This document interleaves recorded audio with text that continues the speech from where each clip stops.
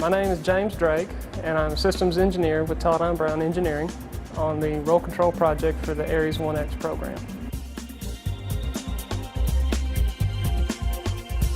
The projects I've been working on, they have mainly involved aerospace hardware, supporting our customer, Marshall Space Flight Center, ranging from designing payloads, scientific payloads for the space station, or our latest project is the roll control project for the Ares 1X.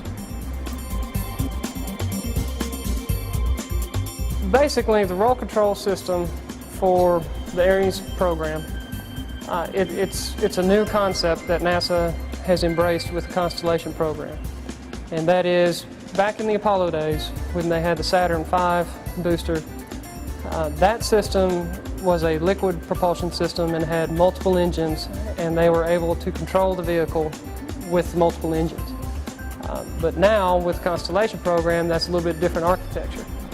They have a solid rocket, which does provide some control authority. However, it does not control the vehicle from wanting to roll or basically stay oriented in the same direction. And so, in order to do that, we needed a roll control system. And what that does is it's a group of thrusters on the side of the rocket that basically, they don't point down, they point to the sides. And they control how the vehicle rolls as it flies. The way the thrusters work on the roll control is they are considered pulsing. In other words, with the rocket, the main propulsion system at the base, it fires continuous. As soon as it lights, it's done. It stays on. But the roll control system is a pulsing module, which means the thrusters just turn on and off as needed. So in other words, as the vehicle starts to drift, or if they need to orient into a certain plane, they will pulse the thrusters that they need to spin it around. And so that's basically how it operates. They don't stay on continuous. They only turn on when they're needed. What you're looking at right now is the inside of one of the thrusters on the Ares 1X roll control system. Now, it may not look all that great. It looks basically charred and burned. There's a reason for that. This particular unit is our engineering dev unit. And as such, this thruster was one of the thrusters that we carried out to White Sands to test fire. This is what we did a lot of our development tests and test and checkouts with. And so it's basically a burnt thruster that we've put here more or less as a placeholder. As you come out and you look right here, this is an example of what you would see on the outside of the Ares 1X. This is our fairing. Basically, it's the cover that goes over the thrusters for aerodynamics. You can see the little slope shape right here. This is really all you'll see on the outside of 1X. We have this panel that everything mounts to. The panel is the same curvature as the outside body of the 1X rocket. And so really all that's basically seen from the ground is this one fairing. Well, there's actually two fairings, one per side. And that's what we've got here. This fairing is made out of titanium because of the heat. As you fly through the air, very fast speeds, the friction builds up, heat builds up, and so titanium is really the only material we could find that would work.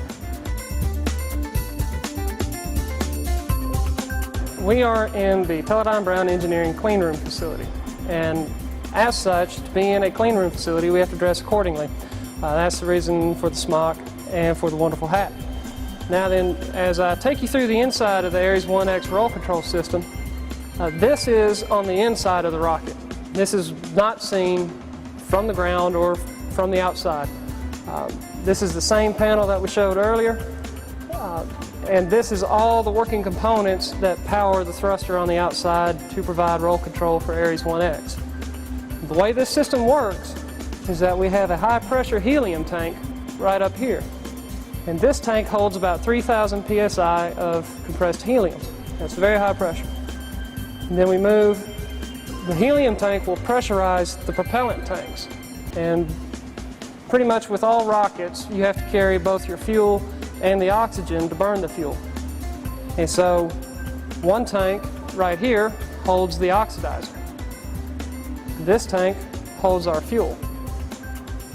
And so the high pressure helium, when we activate the system, will flow down through these pipes into these tanks, which then pressurizes the tanks.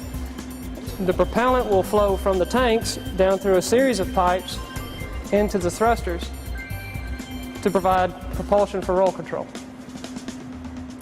All of this hardware was salvaged from the Peacekeeper nuclear missile program. This system in its entirety was pulled from the missile, as well as these tanks here and here. The components you see that are in white, Teledyne Brown was responsible for. So we designed basically this bottom sled structure. We came up with the interfacing electronics to work with the Peacekeeper components, and we more or less put it in a nice little compact module to make it easy at the cape to just slide it right into the rocket and bolt it up on the outside. These struts that you see right here, these are actually only intended for ground support, as you can see by the remove before flight tags. So once the module is installed into the Ares 1X rocket and everything is buttoned up and it's all nice and tight inside, they would then remove these struts. These are basically here just to support us working around it on the ground. I'm James Drake with Teledyne Brown Engineering, and what I do is rocket science.